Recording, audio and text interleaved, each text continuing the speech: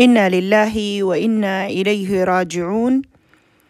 إلهي ha u naxariisto madaxweynaheenii dhammaanteen aynu jeclayn taariikhda dahabiga ahna kaga tegay Soomaali iyo Somalilandba run ahaantii u soo shaqeeyay dadka Soomaalida ah u ahaa reer Somalilandna madaxweyne runtii aad u qiimo badan sumcad sharaf leh ku dhex noolaa kuna geeriyooday isaga oo baaldahaba kaga jira taariikhda Somaliland.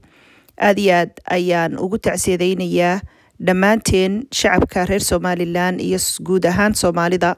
waxa aan welibana si gaar ah ugu tacsiyadaynayaa qoyska iyo qaraabada uu ka baxay Marwo Aamina Waris xaaskiisa iyo dhammaan caruurtiisa ayaan u wada tacsiyadaynayaa iyo dhammaan ehelka iyo qaraabadaba. waan u ducaynaynaa madaxweynaheena qaaliga ah aad iyo aad baynu uga wada naxnay geeridiisa. كل نفس ذائقة الموت. الله ونحريستو. اللهم اغفر له وارحمه واعف عنه وعافه وأكرم نزله ووسع مدخله واغسله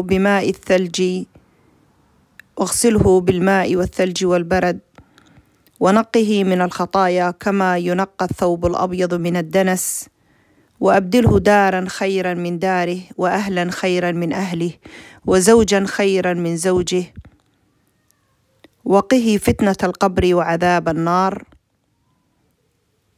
إنا لله وإنا إليه راجعون.